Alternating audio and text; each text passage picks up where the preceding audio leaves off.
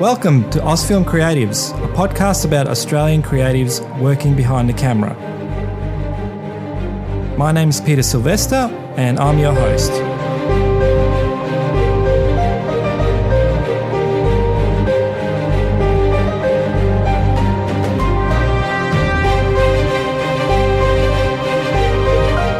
We have Harry Frith on our show, who's an Australian cinematographer working in LA. His work includes Island Hunters, which is a travel show of sorts, and he's travelled around all across the globe filming different islands.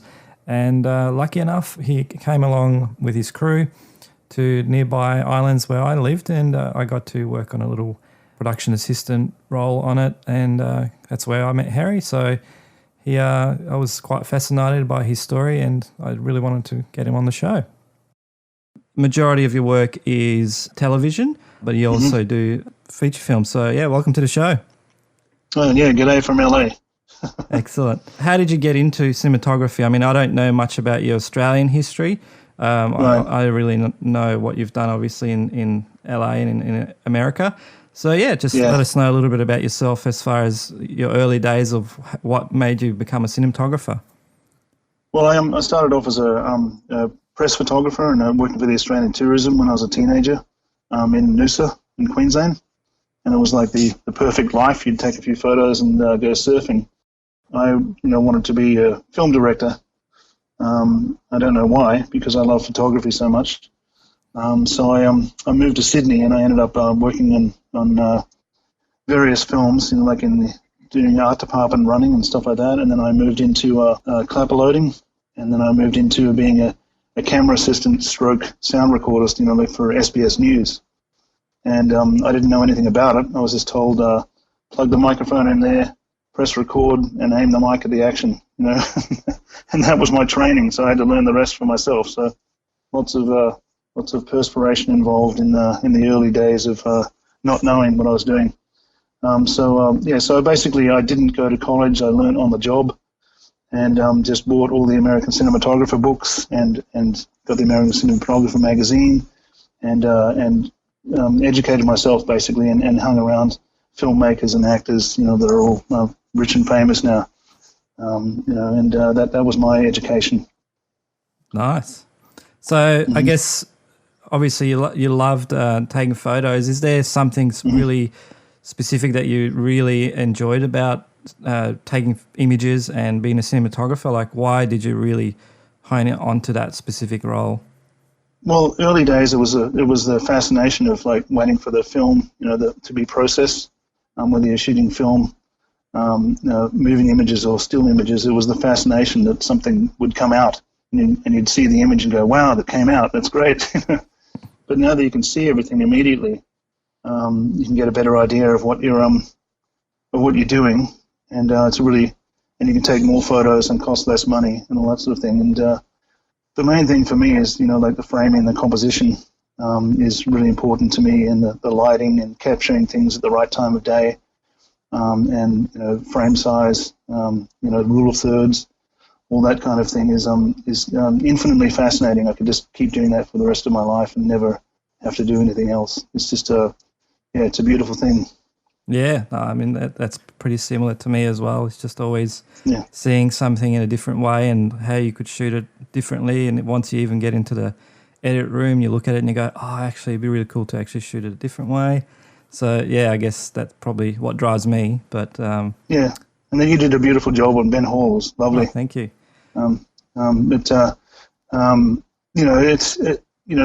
The step forward from shooting photos. Photos is like it's a lot of freedom because you're on your own. You're doing your own thing. You're your own boss and all that sort of thing. So you can just go and take stills of landscapes and people and whatever else. So you're autonomous. But when it comes to film, like or shooting TV shows, it's a collaborative job, and that's really wonderful to work with people and have a great team. And also the fascination of shooting to edit is great too. Like that's something that will always be fascinating. Is getting the shots, getting the coverage, and then taking it back to the edit room and having people edit it and say, it's seamless, and give me some more, basically. So that's a real sense of pride too, that if you can cut it all without a lot of in camera as much as possible, I like that too, so that it gives the editors less stuff to sift through, and if they like your stuff and that's really great too, and so you give them enough but not too much. That's for sure. Yeah, I mean it's a key thing, like with cinematography. I think people forget that it is a communication tool, and it's very powerful if you can really capture something within one frame, a whole story. And it's, they say about photos, 1,000 words, but with motion picture, even if you can capture a scene that happens in one take, it's amazing. Like, yeah, 5 Easy Pieces is a good version of that, like that 360-degree pan at the end of the film, and that goes for like minutes. Absolutely. People are starting to cotton on to not editing so much. It's cheaper and it's more effective. Yeah, early part of career, was there something that kicked you off? Was it just moving to LA, or was there someone that assisted you, or how did it get you going, I guess? Well, I left school, went straight out of school, went as a photographer, as I said, and then I wanted to get into the film business, and I went and saw my rowing coach, who was in one of the head advertising people in Queensland, and I thought he could help me, and he just gave me a list of production companies and said, "See you later." So I sent out 100 letters, when I was in Queensland, and nothing happened there. And then I went to Sydney and sent another 100 letters, and then somebody gave me a job, and I got a job on the show called It's a Knockout, pulling cables, and I went from there. Wow! So it was just a matter of persistence and not knowing anybody. And then the same thing happened in LA. I think what pushed me along a little bit was when I moved back to Queensland. I started doing behind the scenes, like for all these major films. And the last film that I did was the Thin Red Line, directed by Terrence Malick. And I thought that was a good jumping off point to go to LA from there, because at least it's got name value. I was shooting behind the scenes, and I was shooting a documentary for George Stevens Jr. And so I thought that was a good jumping off point. So I came to LA and just started cold calling again, and I got a job. My first job was a behind the scenes of my favorite show when I was a kid called Combat with Vic Morrow. And obviously Vic wasn't there, but I got to interview all the cast. And then my career went from there. Started getting various TV jobs from there, and I've been really busy for like about 20 years now. Wow, that's amazing. I guess talking about moving to LA, was that pretty much just a choice because you felt that was the place to get work, or was things the way it happened? Yeah, I just think it's I just wanted to be here and work on big films and do all that kind of stuff, because I was working in Queensland when I moved back to Queensland from Sydney. The work was kind of seasonal. For films, and I thought, well, if I came here, I could work all year round, and I could, progress my way through the industry, and do films that people will actually, be able to see. But it ended up that I did TV shows where millions of people would see the TV shows, and then do indie films where thousands of people would see it. And that's about it. You do these beautiful films with beautiful images and performances, and you get a few people seeing them. The same as with Australia with the distribution, which is a real issue. Mm-hmm. You do these beautiful films, and nobody gets to see them, but you do a sort of a TV show that's aspirational. Millions of people go and watch it. Yeah, so it's a strange business in that way, and it's really changed a lot too, where it's gone from classic movies and classic entertainment. Where Saturday night you go to the cinema. It's like every day you can just watch garbage on TV. And so that's interesting. I know a lot of Aussies do end up working in LA now. Obviously actors, but that's pretty much a given. But as far as, a lot of DPs have moved there, camera operators. It seems to be almost like a demand for them. Do you know why they might be?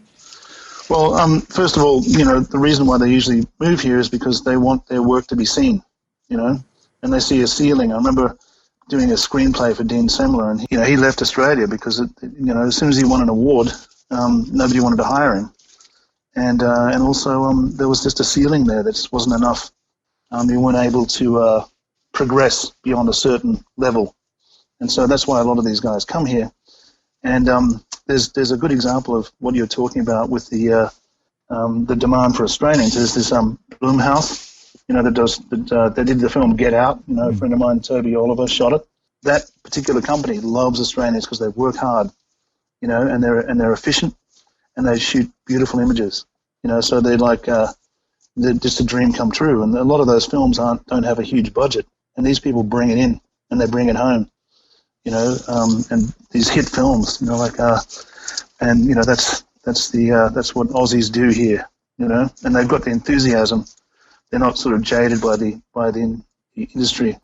They're enthusiastic and ready to go and do things, do it great. They have pride because they're Australian. Yeah, it's interesting you say about like the ceiling, because I guess maybe that's why, Aussie, especially Aussie DPs and camera crew and behind the scenes crew are such hardworking, because we're probably quite limited to what we can have access to here. And I guess because of that, we really come up with ingenious ways to make things work.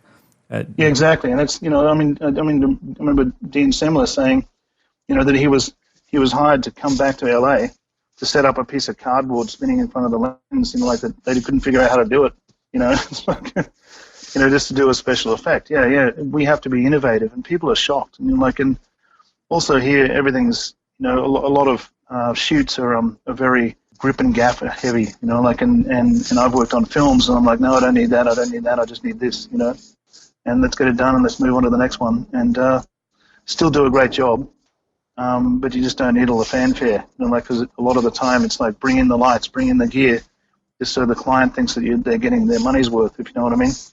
Yeah. It's all that kind of thing that people are used to that. And in Australia, we're used to, okay, you got one light, see what you can do,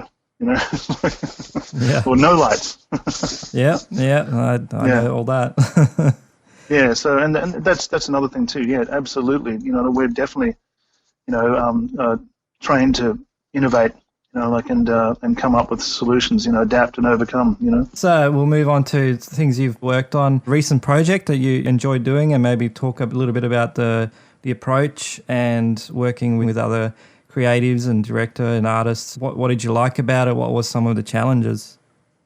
Well, I think I'll double up with the reality. It was a reality show. It's just chewing gum basically. People. The show that you worked on for a second. In Australia. I did 5 years on that, which limited my show reel for sure. But I got to percolate. What I loved about that job was that it's not a beautiful film. It's not people aren't going to have a catharsis, during watching the show on HGTV. But I got to percolate it down and streamline everything, and shoot the show really quickly. They started shooting the show. They'd 12 to 20 hours a day, and I got it down to 5 hours a day. And we got everything, and we got and made it easier for the editor as well. And still shot beautiful footage, and got the information. And I really loved sort of coming into that show. They'd shot 2 episodes, and then I came in after that, and I just sort of cleaned it up and made it efficient and still look great. I really love that aspect of streamlining things. Yet still getting, the best quality you can possibly get. How did you manage to cut it down? What were some of the, I guess, inefficiencies you found that was happening? Just taking too long, with setups and scenes, and not sort of pushing things along is the main thing. And then having a system as well. Basically I had one light panel, 1x1 bicolor light panel, and a 4x4 silk, and a 6x6 silk, and that was my lighting setup. And I would set that up quickly and efficiently, and then get it done. No one was ever waiting for us ever. We were always waiting for the cast, and that's pretty much the way I roll anyway. It was about having a plan, pushing it through, or if you don't have a plan, come up with one straight away and get it done quickly, and figure out where you're going to shoot, and what's going to happen on the spot a lot of the time too. And people take their time with that stuff. They don't make the decisions quickly, and you have to on these shows, especially that show. There could be a hurricane coming, and you've got to get it done in an hour, not 5 hours. And we would manage to do that. And I think a big part of it is just being able to innovate on the spot, to be able to actually come up with stuff that's good immediately, and not sort of and ah about stuff. Mm. Yeah, that's very time consuming. Yeah, that's definitely, it's like when you work with directors and some of them are, like to feel the scene, but yeah, sometimes you have to help them, prod them a little bit along, because you're just like, that's nice, but we don't have time to feel the scene. Let's just get shooting. Yeah, the last film I worked on, Addicted, which had all this great crew, great gear and all that sort of stuff, and it was fantastic. But it was first time director on that shoot, so I came up with a system for him.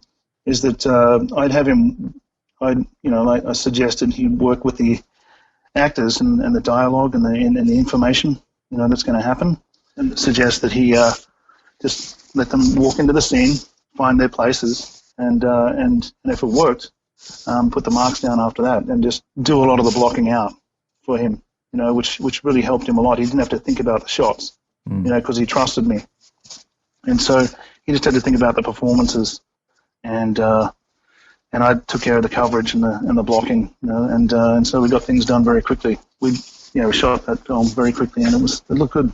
Talking about that trust as well, like when you're working with other crew, have you had instances where it was a struggle, where they didn't have enough trust in you, or vice versa even? Oh, absolutely, yeah. There's been times where there has been a bit of butting heads, because I've got a very strong sort of visual sense of things, and I pretty much know where the shot is, and when people start sort of not trusting you, it sort of messes with your radar a bit, I guess, and so you have to start thinking, why do they want that? What's going on here? All that sort of thing. And, if I can spot a shot straight away, the best shot, because that's my job, then, you tend to want to go with that more often than not. And if there's good reason not to go with it, then I'm open, to any suggestions. Yeah. But, it's not just the director trusting the DP, it's the DP trusting the director and his vision. Mm-hmm. So it's a two-way street for sure. Yeah. I mean, and obviously I think if in pre-production, if you really sort that vision out, it's pretty easy to get on the shoot on a day. Yeah, if you have pre-production, I've had films where you don't get a storyboard, you don't get a script until the day of, so you're actually improvising on the spot. Wow. And and maybe some location scouting, but yeah, pre-production, nice luxury. Wow. So touching on reality TV, you've obviously would have experienced some of the really good things and bad things that happen as far as creatively, so you can easily compare, because you've also shot narrative. Is some comparison of what's a really good thing about shooting reality TV, but also versus shooting a narrative, and also some of the bad things as well. Yeah, well, the early days, I shot in the early days of reality, back in the early 2000, like 98, I guess, through people. A lot of the time, the producers would be scared by executive producer or showrunner or whatever, and they just shoot everything. And he knew that it wasn't relevant, and that would drive me crazy, especially coming from an economical background of shooting on, a film, getting everything, in the can, in one 400-foot roll. And these people are rolling for like 18 hours a day, on nothing, and that would drive me crazy. Yeah, so the good things is when you get a system going, it becomes more like a documentary, and it becomes enjoyable because like with reality and documentaries, they move quickly, and so it becomes more like an athletic event, and then at the end of the day, you're like, oh yes, I did it, and I'm really, my body's aching, and but we did it, and then a lot of the time on a film, you can just be sitting around all the time, and that drives me crazy, So I love the luxury of being able to plan on a film and to be able to, take your time and do all that sort of stuff. And that's great. But I also love the hustle, like when you're doing, reality or documentaries. It's an adrenaline boost. Myself is also a bit of background in events and shooting sort of mini docos. So, I that's part of it. For me, it was almost also a really good training ground, or keeping me really sharp, because I had to nail shots in one take basically. So I think that's the positives I really see in shooting those kind of things, is that you start getting more sharper and really seeing shots much quicker. Then absolutely, yeah. I've got onto film shoots, and then it's like bang bang, and they're like, oh, but so yeah, no, that's a shot. So it is good, well done. But on the other hand, I totally agree with you that having to have that beautiful luxury of planning the lighting and the blocking and everything, and really nailing an interesting shot. But then again, that's why you watch narrative work, because it's not just normal, straight up life. It's a creative process. So yeah. And it's just the simple things for me. It's like just finding a beautiful shot. Just like when you're taking photos when you're on holidays, almost. You search for the shot. When you're shooting a doco, or sometimes in reality, and also like you're pulling your own focus as well. So I've done a couple of indie films, where I did all the focus myself, because they wouldn't pay for a proper focus puller. So it's like I just did it myself, and it was sharp all the time, and people are surprised. But it is a real luxury to have like a great focus puller, because then you can concentrate on, everything else a lot more. And I do. Great focus puller, is the difference between, huge difference. Oh yeah, it's huge. I'd worked on a web series last year, and that similar thing happened. I was camera B / second unit, and no focus puller. So, I mean, good thing is that the DP he knew what he was doing, but and all the lightings and everything set up, so it's all good. But it's good and bad, but they were quite happy that the outcomes, because I had a SLR lens, a zoom lens, so okay, focus pulling on that is not very accurate. No. But it's one of those things. But if you can nail that, but that's because of the practice I've had, the background of documentaries, and they're also like working in on Super 16 and stuff like that. I mean, it was being young and doing that, it was frightening, because you really weren't exactly sure whether it was going to be okay. Like this. I just remember zooming in a lot and checking focus. I mean, in film. I feel that in film schools they need to do that. They should really. I mean, they do, some of them, but they literally teach kids to shoot on film. I mean, I was lucky enough to still grow up and learn to shoot on film, so I got to shoot on 16-35, Super 8, and black darkroom photography. So I learned the whole process, and had the chance to still learn that, and having that really helps you to be a lot more instinctual as well, rather than just always looking at the screen and focusing. Absolutely, it's so different. I mean, it's just, I guess some of my favorite times were just having a 16 SR2 on my shoulder, like with a wooden handle, and just shooting and hearing the film go through the camera. And just it's just one of those things that I just love. Yeah, and the images you get from them, it's still like that. There's the typical debate of digital versus film. And for me, it's not at all a versus thing, because the amount of flexibility you get in digital is amazing. And yes, and it's a predictable image you get, but on the other hand, film you get a very unique look that you can pick, and it's pretty much burnt in on the shoot. Yes. So you have to decide as a DP, as a creative, you have I guess a lot more control in how the image comes out at the end of the day. So and just the type of look you get from film is it's a chemical process, not a digital one, so it behaves differently, which is so. If you can do a project and it's appropriate for it, I'm all for it. Yeah, absolutely. And as you said, that is there's a lot more autonomy. You know, like when people like like the old guys, Haskell Wexler and all those guys. Like they used to lock in a look. They'd underexpose, crush the blacks, and that was it. And Owen Roisman, yeah, and the Prince of Darkness. These people used to lock in a look, and it would drive the executives crazy. But it's once again, I guess it comes down to trust with you and the director. That he's not going to change your vision, but assuming that your vision is good. yeah, of course. Yeah. So you've got that trust is built based on the professionalism of understanding and previous work. So, Yeah, and it's a collaboration. If you're going to work with a director, then you've both decided to collaborate. And so that's in the perfect world anyway. Yeah, just occasionally you do get it, which is great. So yeah. I guess talking about you have your approaches with building a system. So I guess the big part of it is obviously communication. So I guess how do you try to approach to make sure that you communicate, especially if you're going to change up things a bit and make it work? Is it more of just a discussion, or do you really put it down on paper for them to really see?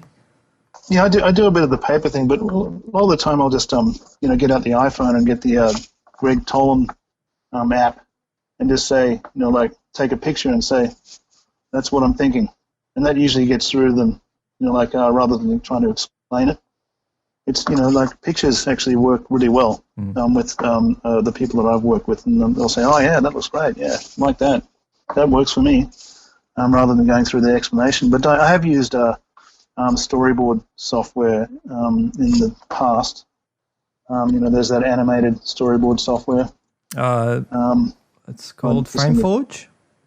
I use FrameForge. FrameForge, yeah. That's the one I use. Yeah, I mean, do you use that? Yes, I've moved on. I've started using that, and it's really good for basics like storyboarding, especially with directors.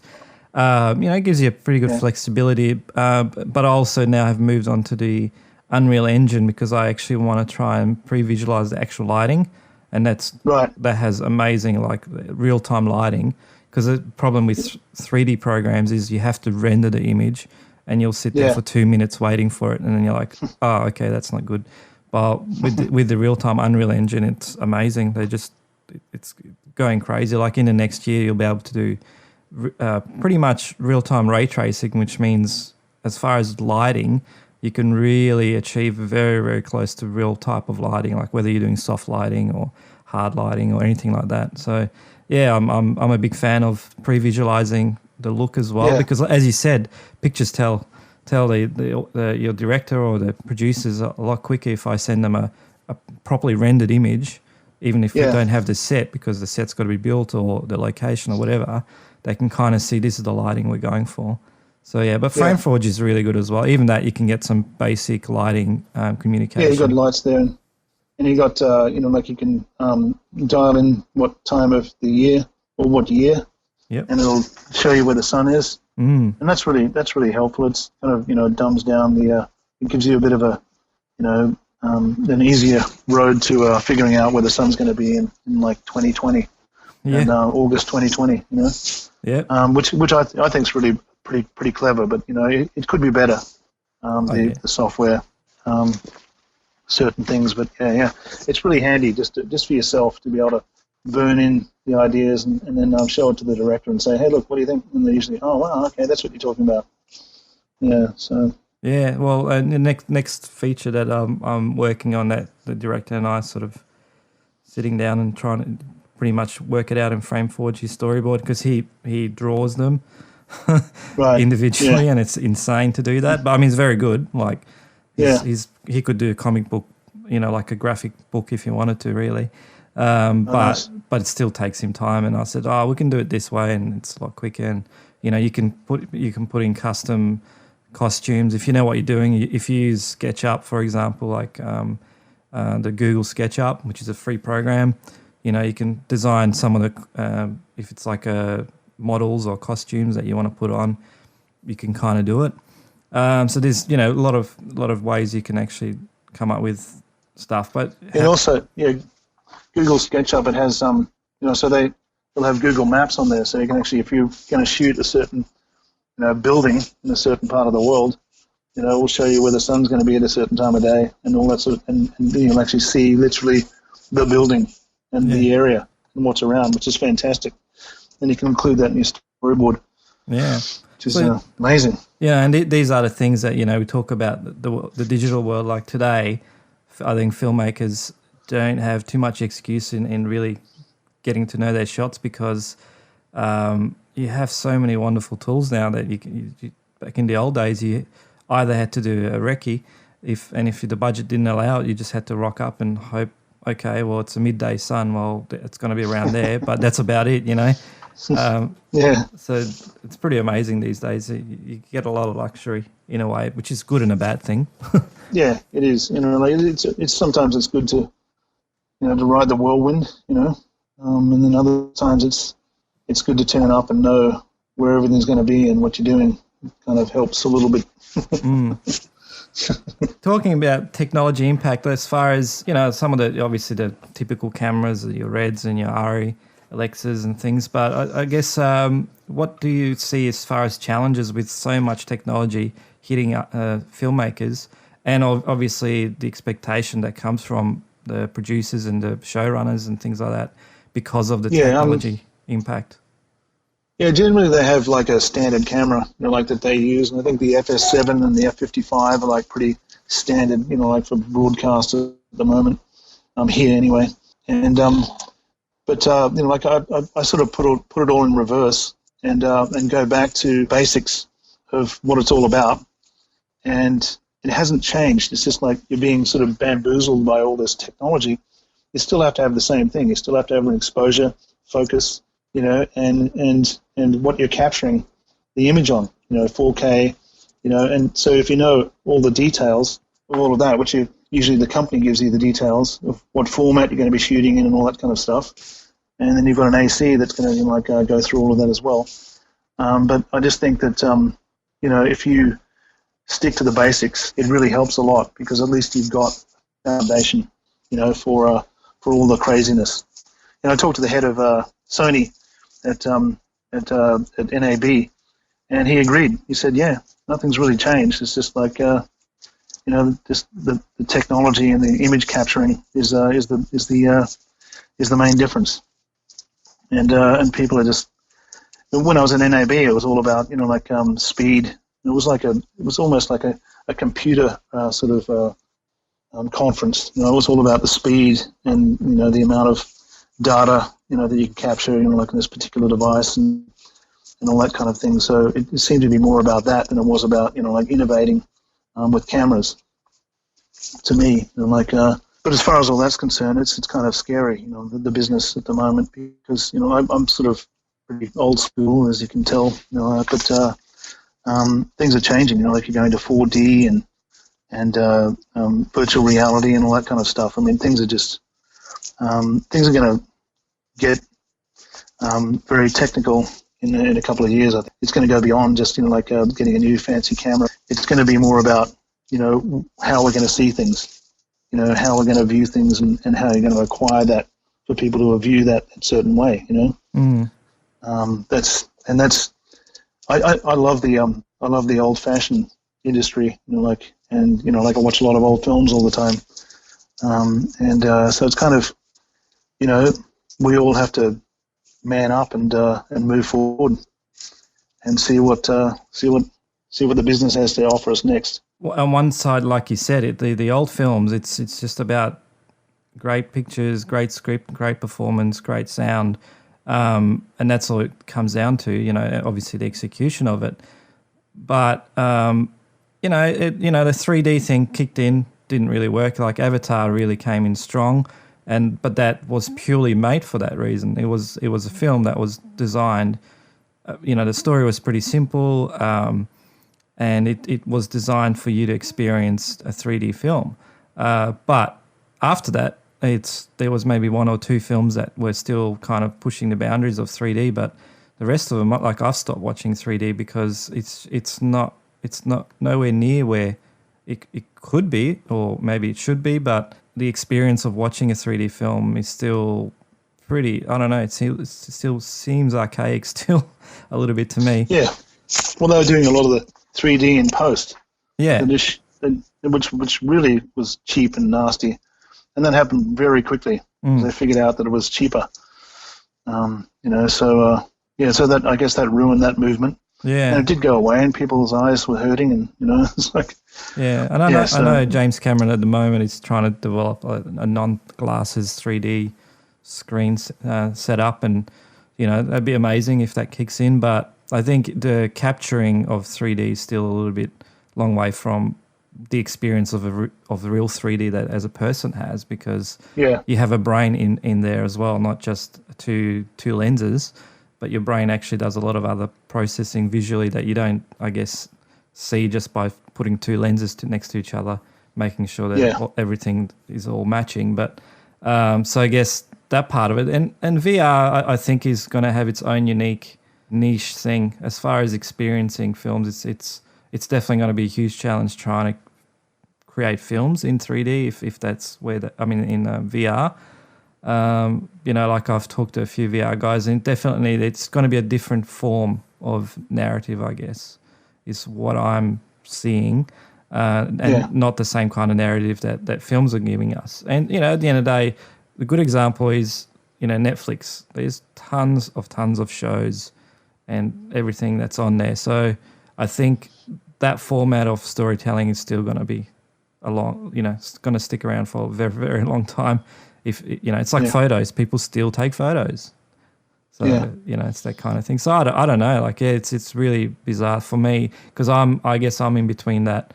A little bit of the old school, but I'm experiencing. I'm a huge supporter of the technology changes and giving me an easier way to acquire good images. But on the other hand, it's I like you said, I think just knowing that back to basics is the key thing.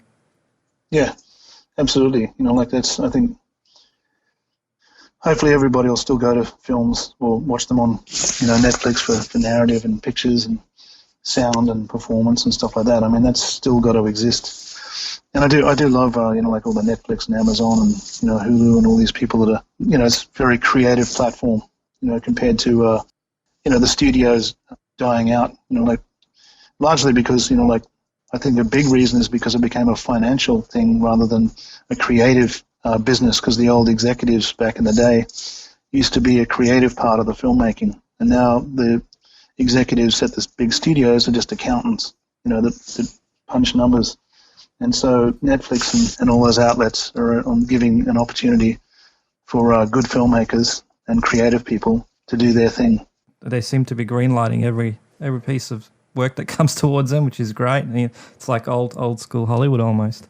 It's pretty cool, and that's what I think as well. Like, I was talking to director locally about getting distribution and all these kind of things, and that's one thing that as long as Netflix approves of the project that you give them, at the end of the day, you don't have to worry about that anymore. Like, as a filmmaker, you get to make a film, it gets put on Netflix, and that's it. You don't have to worry about box office and yes, maybe you don't get to see it on the big screen, but on the other hand, you really do get to get your work out there.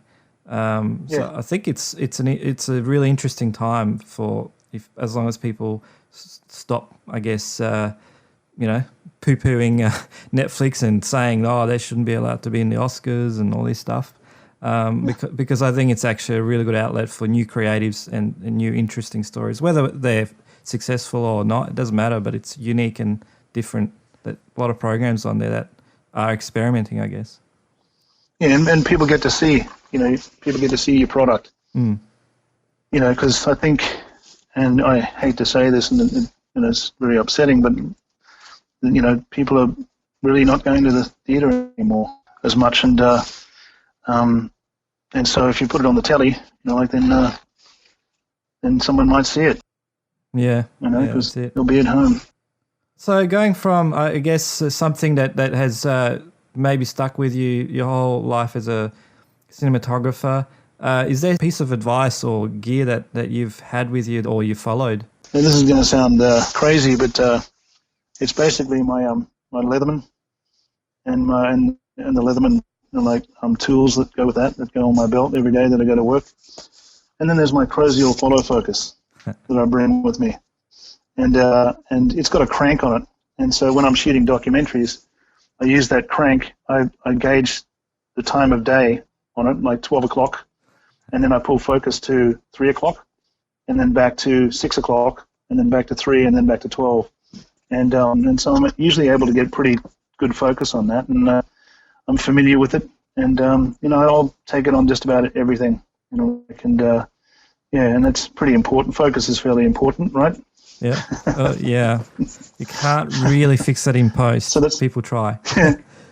Yeah, so not me, so people are, that was my technique when I first had to do a film without a focus puller. I employed that technique of remembering the time of day on the with the crank. That's cool. And it worked. It was pretty good. Yeah. Yeah, there you go. So yeah, it's interesting. Everyone has something.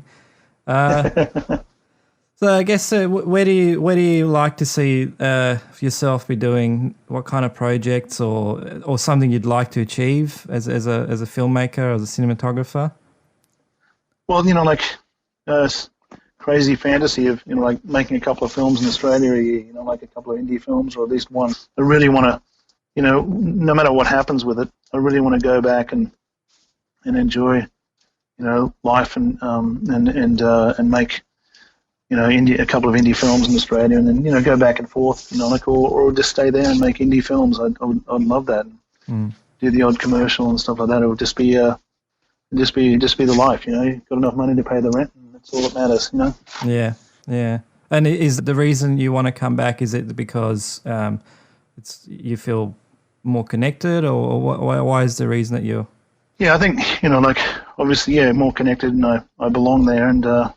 I've been here for 20 years, so I kind of belong here too. But it's just that fantasy of shooting outdoors and the beautiful landscapes there, and being with good old Aussies and enjoying the great lifestyle there, and then just come back and do like an indie here or or a film here or whatever, and that'd be the perfect existence, I think. But the only problem is that when you go to Australia, it's really hard to come back to here. Because it's so beautiful there, and you're like, why would I want to go back to all that, But it's got, not to bag on LA, but it's got a really great vibe here. There's lots of great people here. Anything can happen. Lots of great things have happened for me here, and opportunity is always around the corner, So it's good for that, and there's, the oceans nearby, and the national parks, and so it can be a beautiful place, and it's got a lot of great energy. So I do like it for that. That's what I'm getting the vibe from a few, Aussie filmmakers, that there's something that they do love about Australia, which is so different to America. So it's not better or worse. It's just that you get to experience it in a way, maybe refresh your passion as well, let's say, maybe. Yeah, change your angle of view, and, I'd be proud to be Aussie, and make a great film and go, hey, look, I made a great film. Somebody watch it. And talking about a great film, do you have a favourite film that you love going back to, and what makes it so great? That's a really hard question, but there's a certain poetry about The Deer Hunter, where it's a long film, but you're always entertained and you're always in the moment, and it goes, it's 3 different films in one basically. It's very cleverly done. It establishes the characters, and shows you who they are and their family and the wedding and all that sort of stuff, and then they go to war, and then there's a consequence, and like you say, and then there's the post-war, act halfway through Act 2 into Act 3, and so you feel like you're a part of it. The way that film was made, I think it was beautifully shot, and so. I don't know. It's just, that might be the one. There's Lawrence of Arabia, Apocalypse Now, and there's all the other films. But and I guess they're all old films. Yeah, but they stick in your mind. I mean, I never got to see Lawrence of Arabia until later, which is lucky because I got to see it like in its glory of Blu-ray and high quality copy of it. Yeah, and that was only maybe oh, geez, I think I might have seen it whenever it was, 10 years ago. So I'd never seen the film. Everyone says, oh, go see it. And it's amazing because my sensibility is obviously a lot more modern films, but like that one it's still an amazing piece of film. Like you just go, wow, like just such, everything was so good about it as far as very poignant storytelling and just some really, really clever visual, editing and also the direction obviously was great too. But so those old films definitely, and Deer Hunter, it's funny because it's such a small story in a way, but it's also a really epic story. So there's lots of things I've got to say about that, but the one thing is that like the first time I went to Panavision just down the road from where I live, the camera's the size of a small refrigerator, and they were using that, dragging that through the desert, getting all these great shots, incredible. Incredible what they did with that giant camera. Like, and they're shooting on film, they're shooting on 65, 70 millimeter, and just phenomenal filmmaking, and to be able to do that, it was a real challenge, and it was the right format for that as well to capture, because there was lots of distance shots of people riding on camels and all that sort of stuff, and so it was the right resolution and the right frame size, to be able for people to be able to see, what was going on in the distance. Yeah. Because the Arabs used to be able to see, way into the distance and stuff that you couldn't see. Anyway, so it was amazing film. That Yeah. So and you look at modern films and it's sometimes. Yeah, you just go, well, they were able to achieve that with, like you said, big cameras, and and it's great that you have modern filmmakers like Christopher Nolan who really want to stick to shooting big format and film, and still trying to get as much in camera as possible, because at the end of the day, there's always I still feel there's always just that slight disconnect. As beautiful as the CGI guys do everything, it's just never, you can just feel it. It's not exactly right. I think that's the key thing about some of these old films and telling. Well, being a filmmaker, you'd know that you'd spot that right away. The funny thing is that like a lot of the kids these days, the next generation, they are used to it. And so I'm a big believer in live action effects, which I'm sure you are too. And when you have live action effects, people.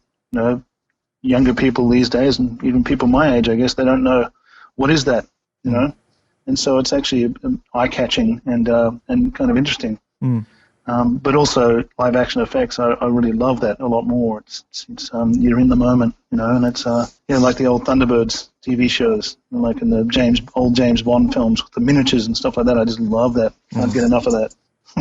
Yeah, I mean, and especially action movies like the most recent Mission Impossible. That just blew me away because they really did as much as they could, and you can just feel it. Like when you're there with it, the camera's just rolling and on real things that are occurring at that high speed, and on the helicopter and things like that. It's just, you can't beat that. Yeah, like a piece of debris hitting the camera. Like during the explosion scene. Like that's. I mean, as long as there's nobody behind the camera, there's that kind of, little random things that happen when you do live action effects. CGI people can actually create all that stuff too. I'm sure they're aware of all of that too. But I just that's the beauty of like it's more organic, and open to lots of possibilities. There is the level of suspense of disbelief. So if the CG guys achieve that, great. I'm all for it. So it's just, as a cinematographer, if you can see that in the camera and you've put it in a can, it's the best feeling. It is, absolutely. Yeah, you got it all done in one. Yeah. The old days of Fellini and his sets and things that he used to do, the way he used to do things. He'd actually make things not look realistic on purpose. And that was great, and love the old back projection in the Hitchcock films and all that sort of stuff. I love that stuff. It's so great. It's like rear projection. Rear projection, Well, Aliens is my favourite film as far as a film I'll watch a million times, but lots of rear projection in that. Probably the other favourite is Withnail and I. Have you seen that? No, I haven't seen that one yet. Yeah, it's Richard E. Grant is in that. Okay, I'll check it out. You'll love that so much. There's these two starving actors that like sell themselves sort of to go and stay at their uncle's place out in the country in Britain. Oh wow! It's you'd love it. It's hilarious. And it's a beautiful film. It's one of my favorites. It's from the hip, and it's kind of, semi-doco style film, but it was made, like about 20 years ago. But yeah, you got to check it out. Richard E. Grant, Withnail and I. Excellent. Well, there you go. Recommendation. That's good. I like that. Well, that's the thing. You watch so many movies and then someone just goes, "Oh, I've seen that," and then you're like, "Wow, that's amazing. How could I have not seen that?" But there's just a lot of films, so. I know. I watched too many. But, it's a good thing. It means we still love it, Yeah, absolutely. It's beautiful. That's been a really good chat. It's really wonderful to, talk to you about, especially, working abroad. It's interesting that Aussies are doing so well, and it's just good to hear that, you're just another one that's able to make a good living there. And, so, it's inspiring for me as well, and hopefully people listening to go out there and keep making films and just learn the art. Another positive thing about here is that, people are really positive, and they're like, good for you, and they're very encouraging here, and that's great. And I didn't see as much of that, back home, with a bit of the tall poppy syndrome, which I don't know how much that exists anymore, but I definitely there was a very positive reception from people, and everybody's just 99% of people have been really nice and really welcoming, to little Aussie from Queensland. They like Aussies here. So come on over. Yeah. But don't stay for too long because it's too beautiful where you live. I know. Thanks very much for coming on the show, and all the best in your future work. Thanks, mate. That was Harry Frith with us. And next episode, got a veteran of the industry, Anna Howard ACS. So make sure to join us, and make sure you hit the subscribe buttons and listen out in a couple of weeks.